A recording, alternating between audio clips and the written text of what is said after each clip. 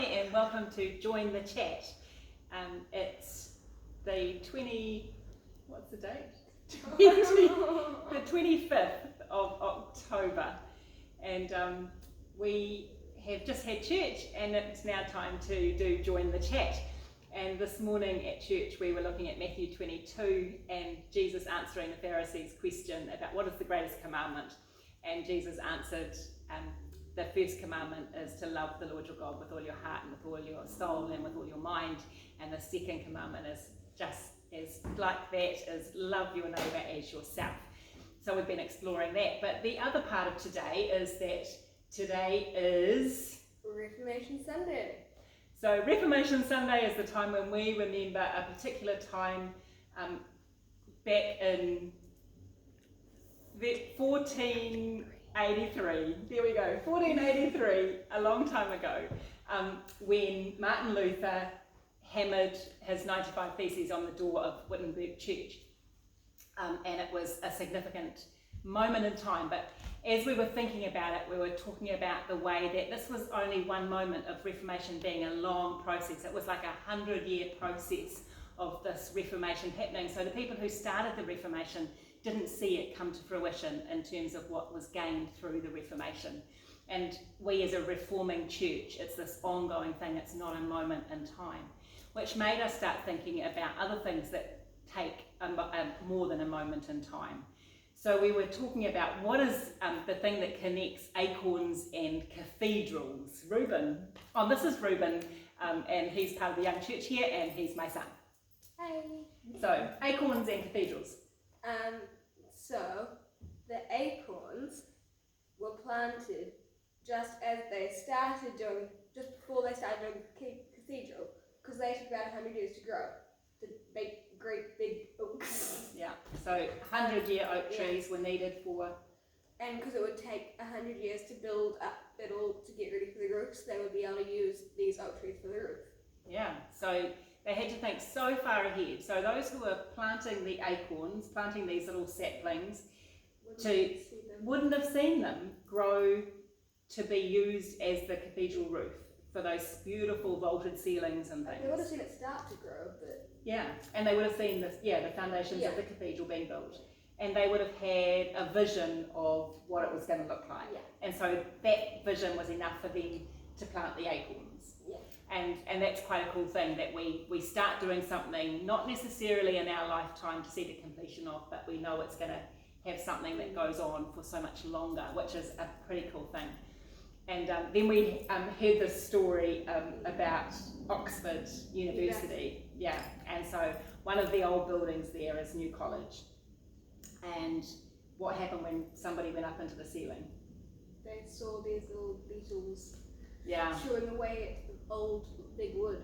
Yeah, so this beautiful vaulted ceiling was starting to show powder, and it was these particular beetles that their powder... You said their name. I did, and now I can't remember. Powder something beetles. Anyway, they knew what they were, and they knew that was doomed for this wood. Yeah, so then they said, what are we going to do? So they called in the forester. And the forester is this weird name for this person who is employed. Yeah, it's a title, isn't it? And that's for the person who originally, when Oxford began, students would, after they left the university, they would, on their death, they would bequeath some land back to the university. And over these hundreds of years, Oxford has become this landowner of all this land that's been bequeathed to them. So the forester is the person who originally was the person who looked after that land, who originally was forests, because that's kind of... Yeah. So that forester was asked to come and say, what do we do about these ceilings? Yeah. And so what did he say? That there was already trees planted in the 1300s. Yeah, in the 1300s. To be able to do it because they knew that would happen at some point. Yeah, he said, we've been waiting for you to say this, because back in the 1300s, they knew that there was a beetle that eventually would eat the oak. And so they had to prepare for it. So they planted the oak trees, they planted these acorns so that the oak trees would be ready for when this happened and the foresters handed on this information through the centuries, so that the oak trees could be used, and they were, to rebuild the ceiling, which is extraordinary. And I think so much of our society today, we expect immediate response. You know, we're in this immediate stuff that we do things and we want results now. And it's so much harder to do things for something that we might not see the results of. So yeah, we've been thinking about what that might look like. So what do you think that could look like? What sort of things, how do we plant acorns today? Well, if there was a cathedral being built, you could actually plant. You could actually plant, and apparently they did. A few years ago in England for Leicester Cathedral, they'd been planting saplings for that very reason. But a bit tricky in New Zealand. So what around New Zealand kind of acorns do you think? Climate change, sort of, but that's more complete world. Yeah, so yeah, around the world. So what do we do? What's planting an acorn if we want to have a vision for a better world? Like not use as much like single-use plastic. Single-use plastic, yeah. They're like little acorns, aren't they? Things that we can do that we have this bigger vision that we might not even see in our lifetime. We, might in my lifetime maybe I won't get to see the earth being regenerated, but if we can start now, then maybe that still is a possibility. Yeah, that's pretty cool. Yeah, so there's a whole lot of things in the world we can do, but there's also things in terms of building the church, isn't there? I mean, it may not be a cathedral, but the acorns might be little acts of kindness, of love. We might go back to Matthew 22 and random acts of kindness. Yeah, they might be those little things that absolutely make a difference in building the church that we won't necessarily see, in 100 years' time, but the church will still be there because of all those little acorns that we've planted that build the church into the future. Yeah? So what kind of things are you going to do this week?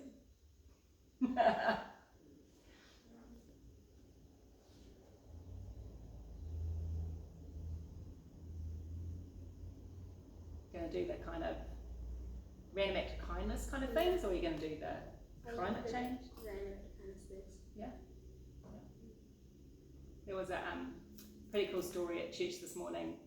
One of the girls at church decided to, she and some friends wrote 200 post-it notes to put on the lockers at school for all the year group, saying something kind, something that they liked about that person, and early in the morning put up all these post-it notes on all their lockers.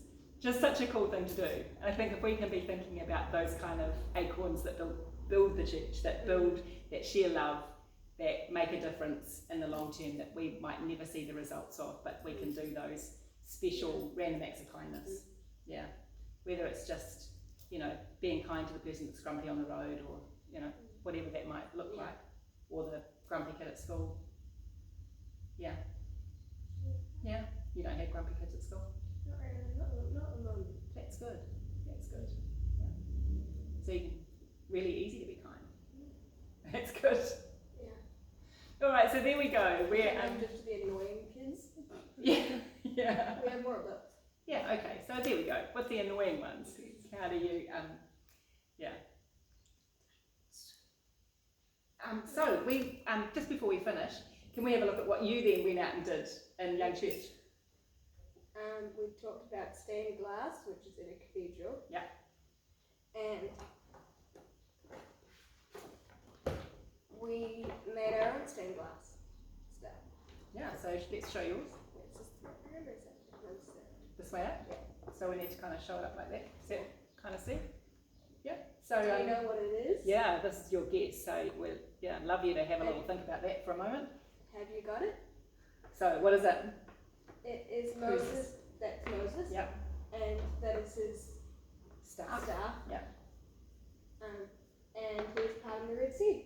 He's parting the Red Sea. You can see the water on either side, and he's heading the way, leading the people through. That's pretty cool. And there were some really cool other ones that the kids did. Pretty awesome. So we are thinking this week about the acorns that we can plant that build the church, that can be things that we don't see the results of, but we plant them anyway, because we have a vision for a better world, for a kingdom being built for Jesus, and that's what we want to see. So join the chat, have a think about ways that you can plant an acorn this week, and have a good week.